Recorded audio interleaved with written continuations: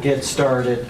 So for the agenda, first thing I'd like to do is welcome everybody to the August safety meeting. Do we have any new people that are here for the first time?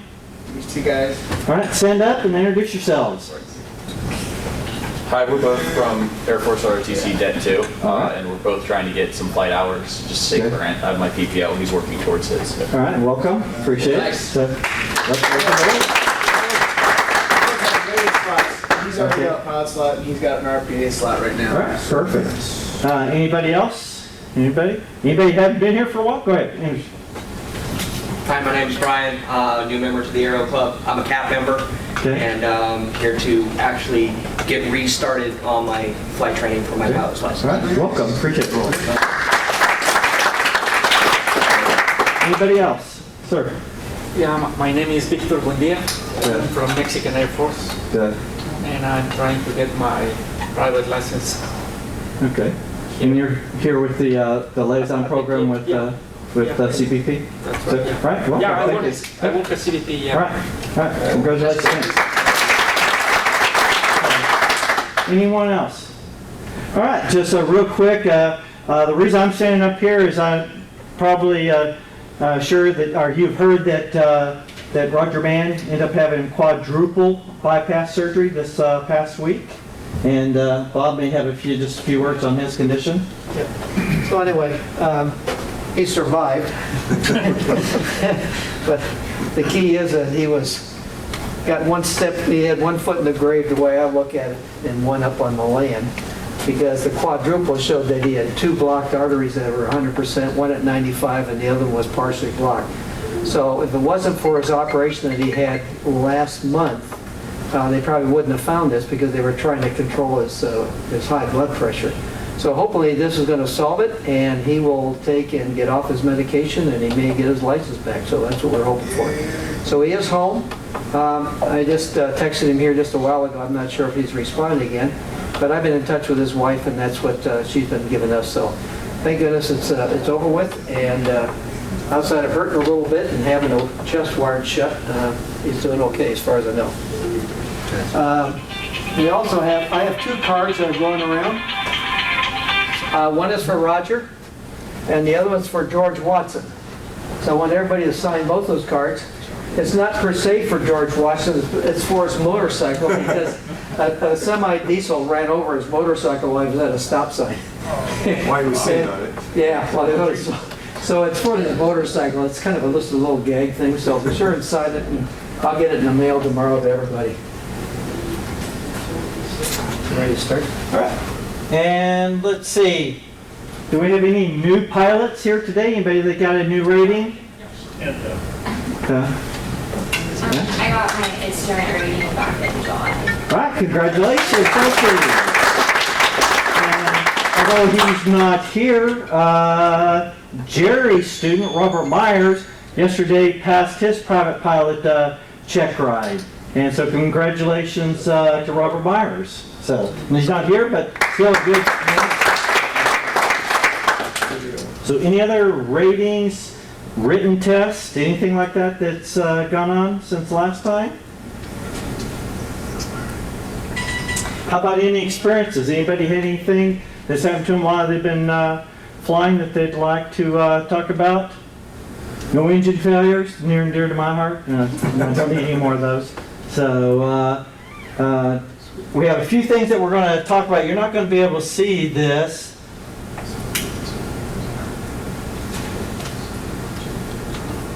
But Bob can sort of talk about it, is that most people know that the 172s are down the T-41s, but specifically 29 Foxtrot, we had a flat bracket depart the aircraft. And we have some pictures here, but I think Bob's got some additional information he'd like to share. So we dropped the flaps on all aircraft to check certain things. But on the Cessna aircraft, and this has gone back, and this morning while Tony was in the office, I was researching some more data for parts, and I found that through Cessna there was a service bulletin in 1995 called the SEB 95-3, which talked about the flat brackets, the flat track, and the failures. And the upgrade that they wanted to put into it. So McFarland does have an upgrade for the track itself, but we're trying to locate the brackets, and there is an assembly. In those days, it was pretty cheap, so right now I found one that's almost $1,000. And we can't figure out why, except that we've discussed this. It's probably just due to aircraft fatigue, since they're 12 and 13,000 hours on the airframes for the 171 T-41 Alphas. But we're also having the same problem with the 182, and it is the inboard right flap bracket that's beginning to cause problems. And what it's doing is that we need to be more cautious about where our speeds are, and I know you're being taught where the speeds are, but these are old airplanes. So we think maybe as time has gone on, the rivets start wearing, and then the bottom of the bracket, the rivets pop, and the next thing you know, it's pulling the rivets through the skin on the bottom of the wing, and that's what's happened in the 182, and it's also taken place with a cracked spar in 15 Foxtrot. So the 182 and 15 Foxtrot both have cracks in the spar from these rivets working, and yet the 182 only has about 6,000 hours on that airframe. It came out of the Civil Air Patrol. It could have about 7. I forgot where it was exactly. So when you drop the flaps, get a flashlight. You got to have a flashlight, and you want to look up on top where the flap track comes out of the wing, and there's going to be 2 brackets on top, and you want to look in the back and see if the rivets are still on that flange that's in the back on the spar. If the bracket on the side, which is at the hole, and if this is the bracket and there's a little bracket that comes down, it kind of makes it like a little expanded W on both sides. It kind of keeps it from wobbling a little bit. If you see that missing, write it up and the airplane's grounded, period. So we're trying to isolate this. It's going to be very slow to get this thing done. We're going to have to take out a fairly large section of the spar and then put a doubler in, because you cannot put another piece of metal on top of what's there, because on the T-41A, the drive is connected to that, and if the drive is moved in or out, it can cause deformation. So it has to be cut out, then another splice put in, and then re-riveted to the section of the spar that's still good, plus where the crack is. So that's what we're having our dilemma is right now. And this is why all the aircraft are down. 29 Foxtrot. I want to talk about 29 Foxtrot. The firewall's crinkled on 29 Foxtrot. And what causes that is porpoising. Everybody know what porpoising is? You know what a porpoise is? That's when we land first and it kind of goes up and then it wants to come back down again. Okay? So I want to talk about how we control this, because it's crinkled. And now, today he just shot some oversized rivets with a plate on the back of that firewall to strengthen where the mount for the nose gear is attached to that. We figured that that's the first airplane that we can probably repair to get out in time so that we can get the check rights done, especially for Mr. Ellingson over here, who's got to be completed by September the 6th. And also I'm going to go back to headquarters and see if we can get a loaner for a week or two to get us through this real critical crisis area that we have.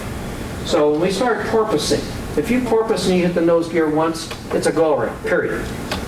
We're not even going to fight it. But the whole key to this thing is power. So we don't push the nose over to get back down if you're too high. We don't pull it back up if we're getting too low. Try and work power and hold the attitude of the airplane. Remember, I've talked before on almost every airplane, whether it be a jet or whether we fly something here. The average pitch on takeoff is what? Anybody have any ideas about the angle on the pitch for takeoff? 9 to 10 degrees, standard. I don't care what airplane. It's just the way mechanics are. I'm sorry. Nobody can give me an answer now, because even in aerodynamics for engineering. But I can't, it was a different phase. But if you take off in an aircraft and you look at the pitch on your climb out speed, it's always going to be 9 to 10 degrees pitch up. Pretty standard. So that's where we are. If I go aboard ship as a Navy pilot, I'm holding an airspeed on the backside of the curve because I can carry more power, and it's controlled by power only to keep that little centered of a meatball to make me land on the 3-wire and keep it centered. It's always power. The attitude doesn't change. It's always this way. And in some cases, the L1011 was designed that way, so that it brought up spoilers, and the airplane would actually move up and down like this to stay on a glide slope. So I want you to consider, be cautious about the airplanes. These are old airplanes. And we just got to make them last until I can get something fixed or something to make replacements. I've had a lot of discussions with the higher-ups on this base. Right now, for my next council meeting, which has been delayed again into September, I think I have about $250,000 I'm asking for paint, avionics, and repair of airplanes. What's going to be approved, I have no idea. There's about $160,000 to get these things painted because they're getting in pretty bad shape and they haven't been painted in 25 years. So I finally got someone that's given me support that will take and spend money out of the MRF. The MRF is the Morale and Services System. And there's about a little over $1 million in that. And the commander wants to use some of that money instead of giving bonuses to people on the tail end around Christmas time, if you have a lot of money that you've been able to generate. Spending some of that money and putting these airplanes back so that we have something to look at, including the office. That includes new furniture and maybe a self-help on paint. So that's what's been taking place here since last Thursday. And just bear with me, I'm by myself, and it's been a busy 2 weeks for me with all the other things I have on the outside. I'm even doing a project for the Lake Arrowhead Association on water erosion on the shoreline, wave action, and size of boats that we have on the lake. Luckily, I've got most of that complete. I just have to expand in one little area. So I'm asking for your help and keep the airplanes in consideration when you fly them, when we get these things going, because we've got to save them. Any questions of what I just covered? Okay, thank you. So for real quick, if guys can see this, this is the right inboard flap, or the actual channel on the flap for a 29 Foxtrot. You can see inside here is supposed to be a bracket, a U-shaped bracket. That bracket is completely missing. As you can see, it has completely ripped the rivets completely out of it, and it's gone. And that happened on the right side. Well, also the 182 was exactly the same way. It ripped those, the flap bracket out. So that bracket goes on the inside. So this is where obviously, when you're checking, the track and the guides, you also need to check the rivets. Yeah. And what caused this is that the rivets down here that are in the spar on the bottom are all pulled and missing. So what happens is that bracket starts doing this as you start working the flaps. So, one of the things they taught me in maintenance test pilot school that I went to is that, see this? When rivets start to get loose, they develop like a powder.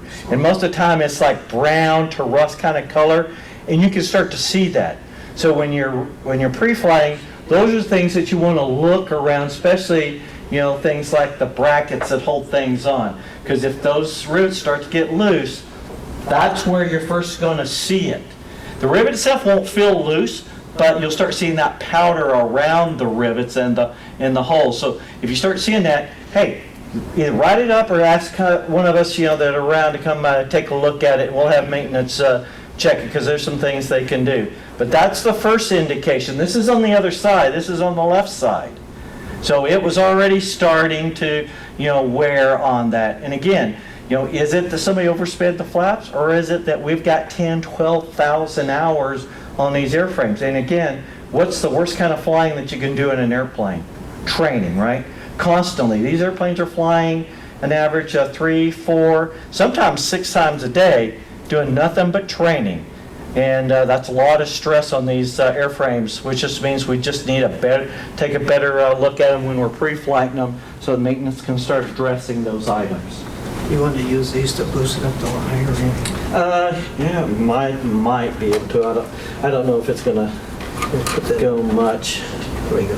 There you go. It may help a little bit. Although I might have to turn that light down a little bit. Let me turn it down.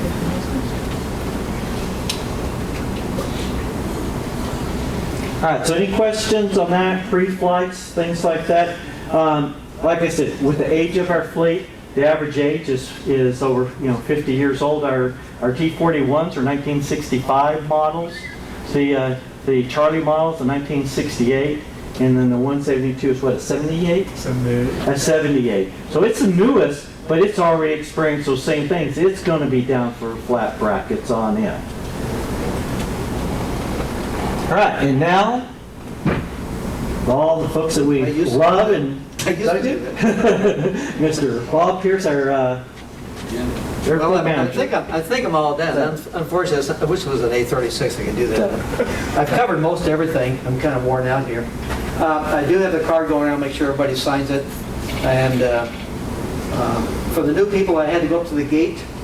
Be sure and put your name and your number on that thing for your Aero Club. Who were the people I had to go get the gate? I know Brian did.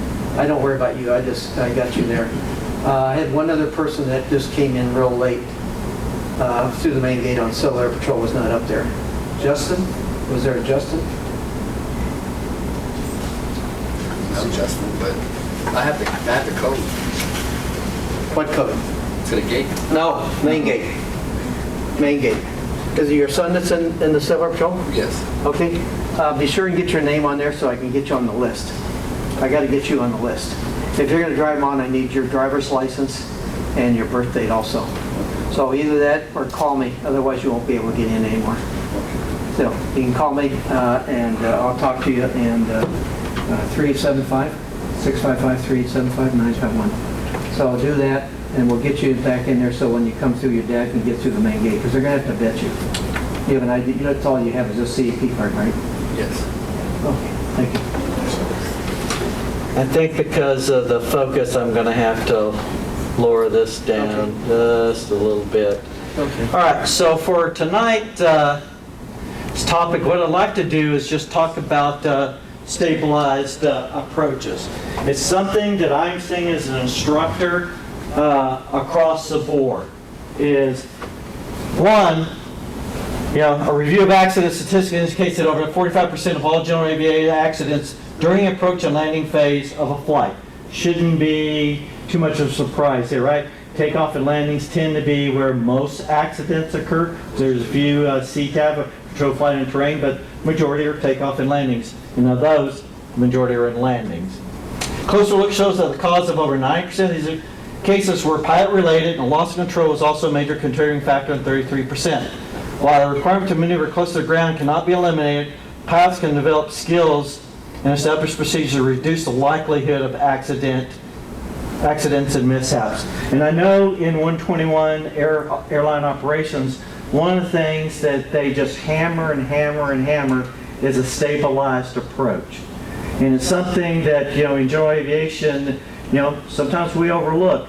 But with these kind of statistics, if we can, emphasize the stabilized approach, I think we can, start to reduce some of those.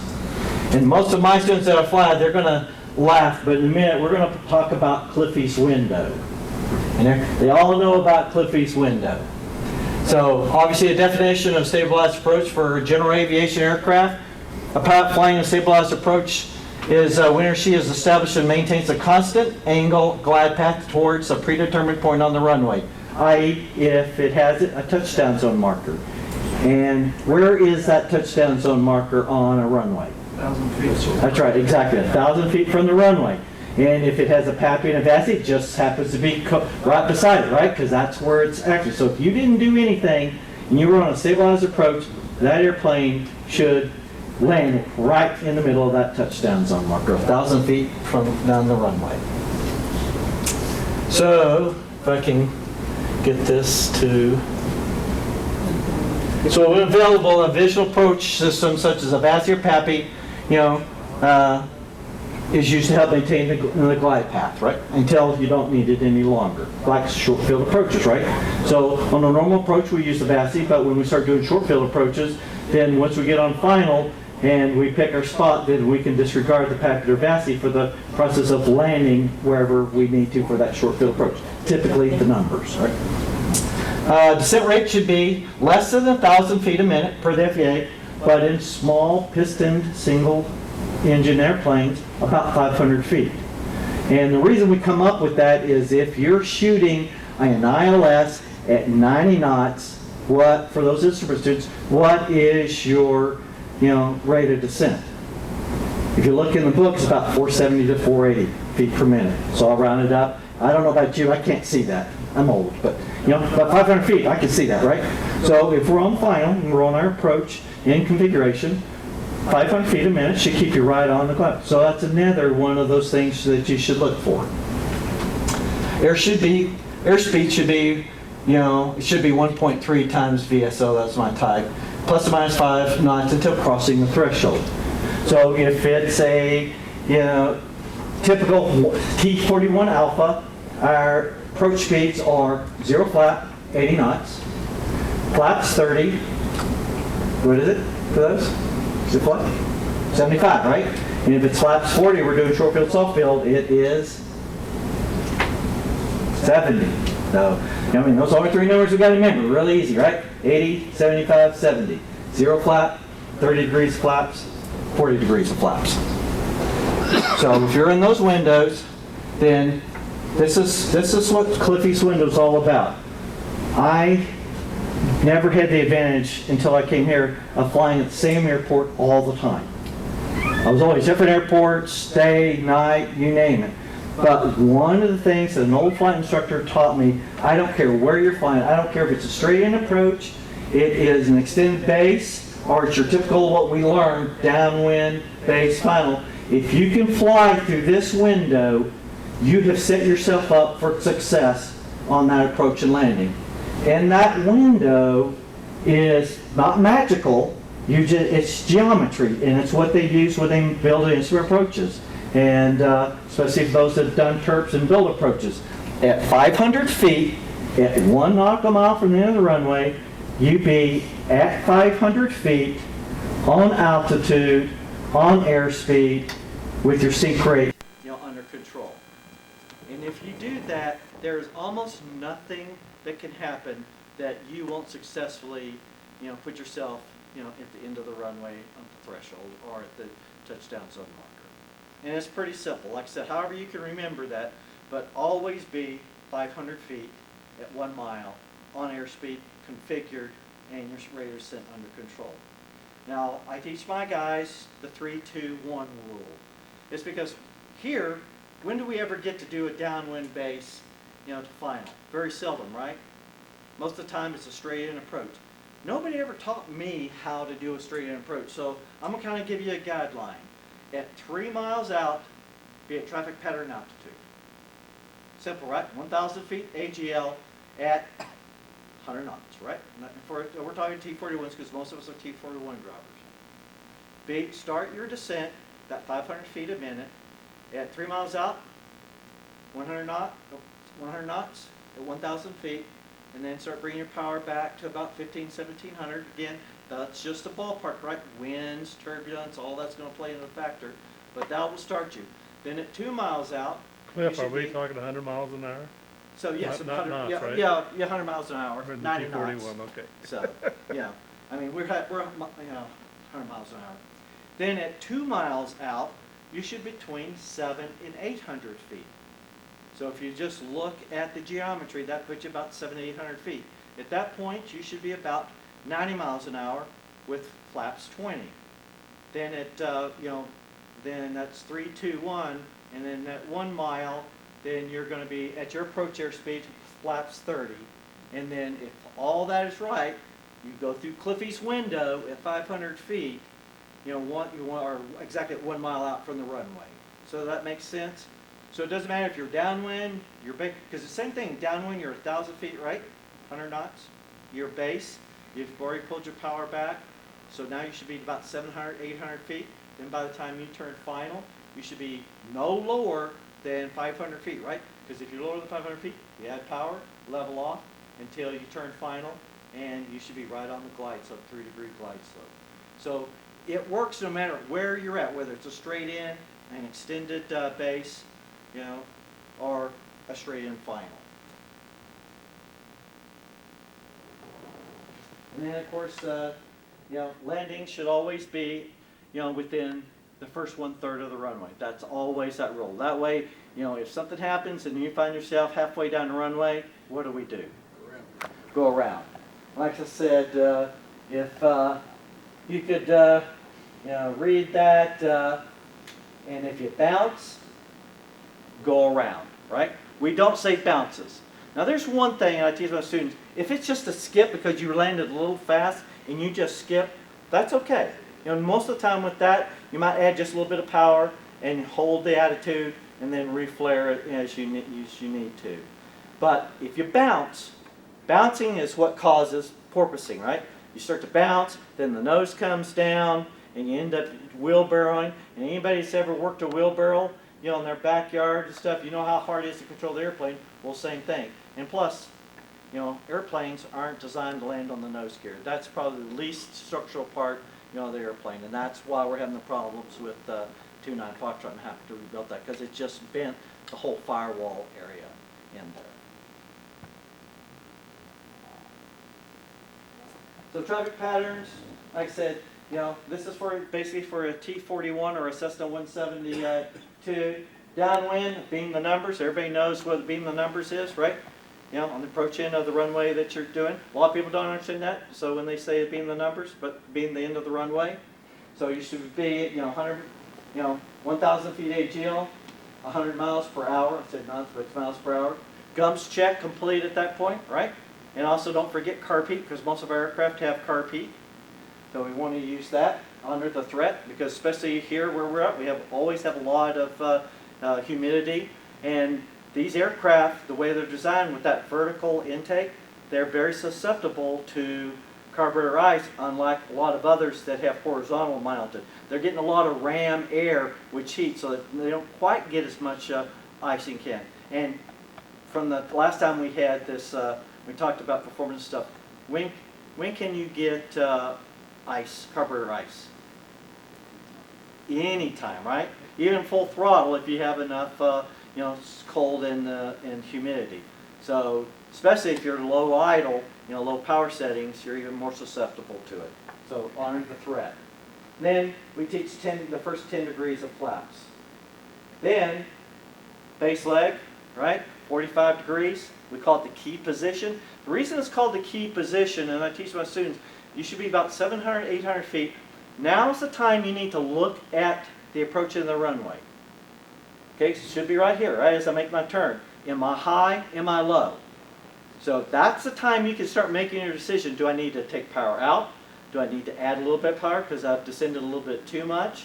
So I call that the key position. Also, you know, depending on if you've got crosswinds, do I need to turn early? Or are the winds, you know, to the right of me and it's holding me in and I can turn later, right? Because the winds are going to help me keep me on the path. So key position. Start looking in. You know, all the time I see it in training. They haven't taken a lot of power out. What they've done is reduce their airspeed, but they didn't reduce altitude. So they didn't pull enough power back. And so we'll be sitting there at 800-900 feet on base, and I'm looking at the runway way down here, and I'm going, you know, hey, what do you think? You know, does that look like a normal position for us on base? You know, because I don't know, it looks like the space shuttle approach to me, and we're going to have to take all the power out right now if we're going to make it. So again, use that key position. As you turn base, evaluate, you know, where you are. Then we should be slowing to about 80 knots, or 80 miles per hour. And then the second set of flaps, about 20 degrees on the T-41 172. Then on final, we should be 1 mile from the end of the runway, 500 feet, approximately, you know, 500 feet a minute. Okay, we're among friends. And then 80 knots initially. So it's 80 knots or 80 miles an hour on final until we cross the threshold, right? Then that's when we start slowing to that 75 or 70, you know, depending on if you're doing short field, soft field. All predicated on crossing that threshold. And anybody, if you're on that glide path, how high are you above the ground when we cross the threshold? Anybody have a clue? Any idea? 50 feet. If you're right on the glide slope, on that VASI, you're at 50 feet crossing the threshold. So at that point then, you know, if the winds aren't, you know, you've not got a lot of turbulence, a lot of crosswinds that you have to keep the power in, at that point we should bring the throttle back to idle, continue your descent till you start to, I don't call it a flare, you round out and you transition to a landing. So, and again, that attitude for landing is exactly the same attitude you use for takeoff. So when you take off, take a look at what that looks like. Slightly nose high, level, and put that spinner right down your right leg. Thus I teach them, that the spinner and the runway center line should be right down that right leg. Right now, for those taking check rides, special interest on with the FAA is landing on the center line. They might let you get away with it if you're a few inches off one way or another, but if you're a foot, or lo and behold, what's happened before, your whole airplane is on the left side. Of course, we don't live in England, so we don't drive on the left side of the runway, right, or the road, so right down the center. It just means you didn't put enough right rudder in. Because as we slow up and the nose comes up, what aerodynamic forces we have working against us? Okay, left turning tendency, right? Prop, P factor, right? Gyroscopic precession. All those things are working.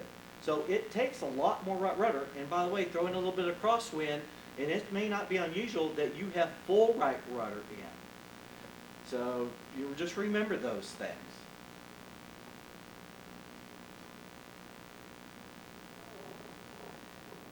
I have a little video, just kind of covers some of these things, if I can get to play.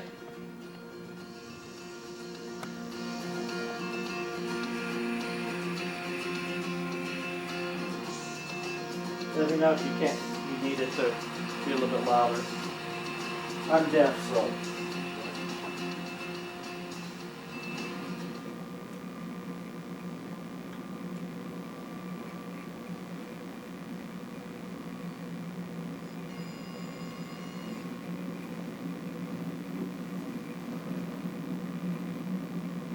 A good approach means a good landing, and that's harder to do than it sounds. It's the old maxim that's just so true that a good landing starts with a good approach.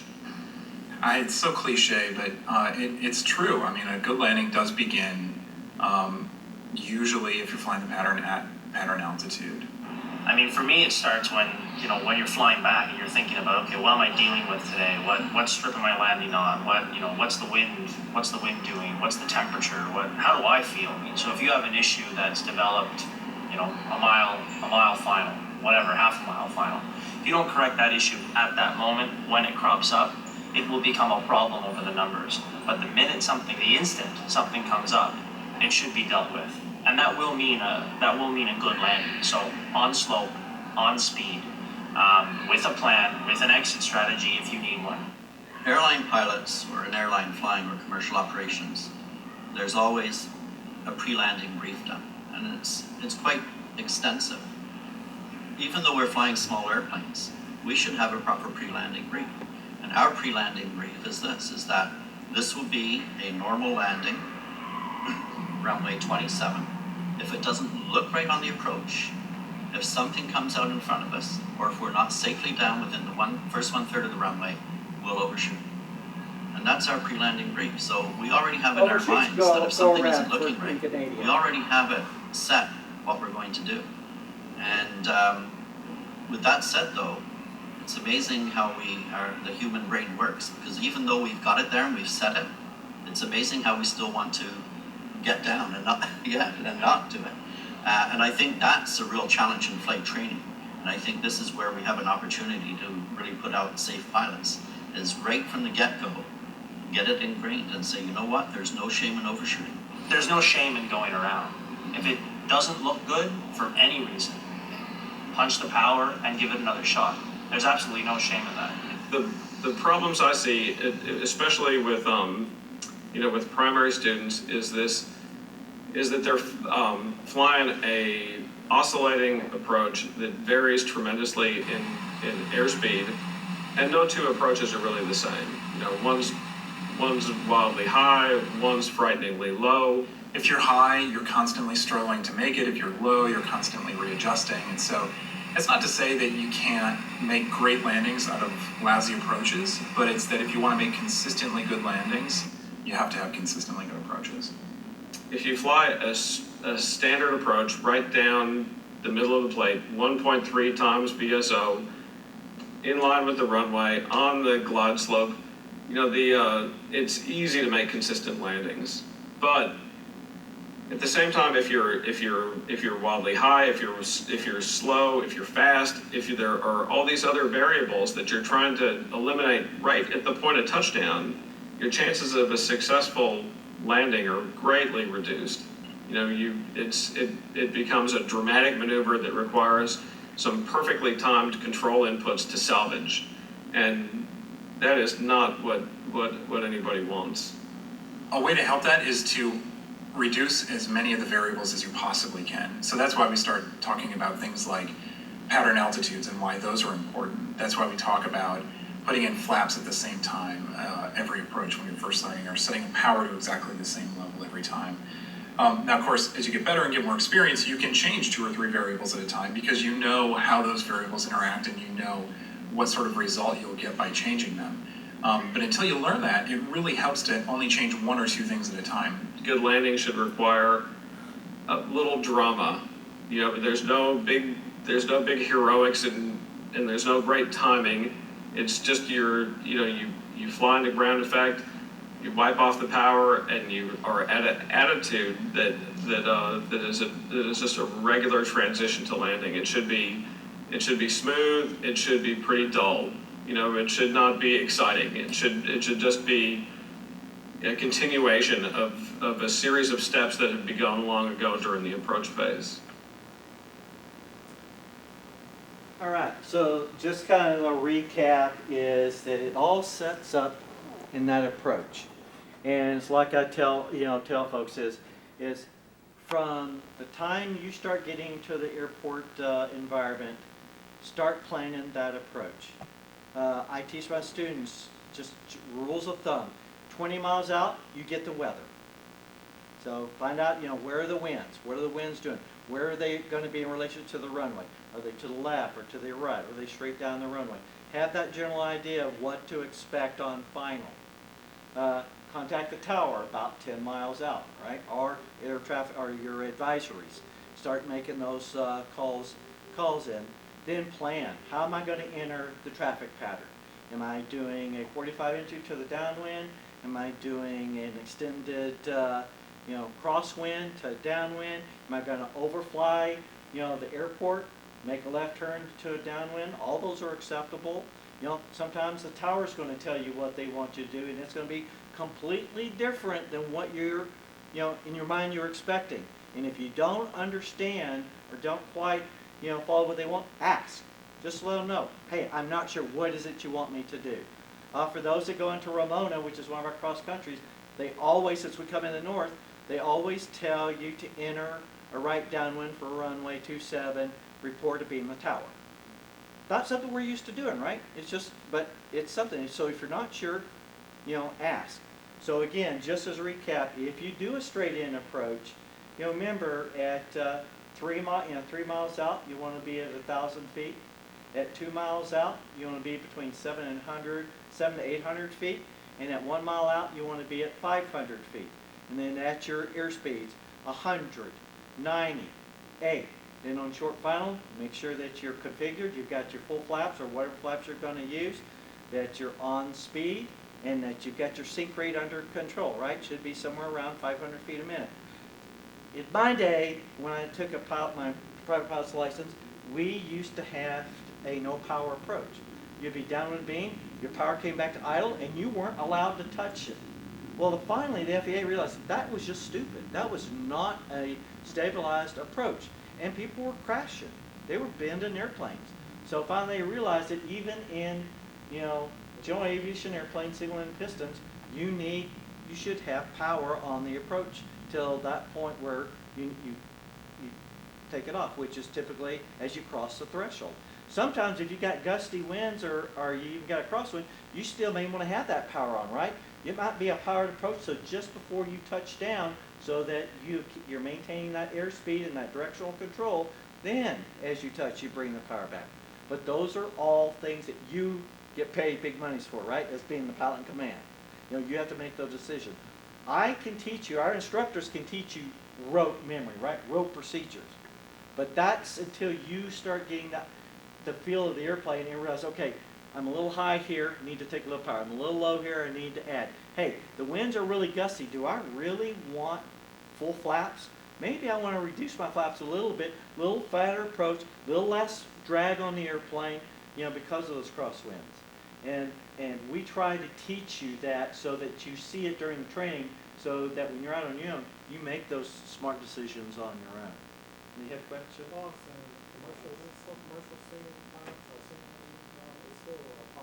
Yeah, you still have to do those because they want you to experience, power off. But in normal flying, we don't do power off approaches anymore. Because it doesn't lend to a stabilized approach. And again, those things will stabilize approaches at 500 feet. Your aircraft's configured. You're on your airspeed plus or minus 5 knots, and you have your sink rate under control, which is less than 1,000, and for single-engine airplanes, about 500. Somewhere 450 to 500. If you look at the book and you look at turps, it'll say, I think it's like 470 feet per minute is the exact number. That keeps you on that 3-degree glide there. Any questions about tonight? I thought, with all the accidents that are happening, and a lot of them are in the approach to landing phase, that this would be just a good refresher on what a stabilized approach. And like I said, for me, go-arounds are free. Okay? Well, for one, I get paid another extra 0.3 or so. But no, seriously. I mean, why bend an airplane? Why take a chance when you can just go around, re-enter it, and get a better look at it again next time? Anything else? So for Roger, next safety meeting is supposed to be 17 September. September. Yep. So, sir. Yeah, I think we're all done. All right, that's all I have. Everybody Unless sign anybody has any the, questions. Oh, sign the roster. Sign the roster for your safety meeting. Where'd the cards end up? Where's the roster?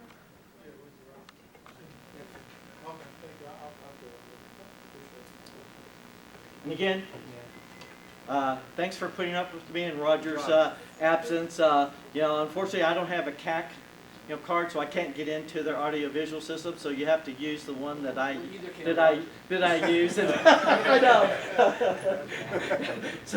So every time, it's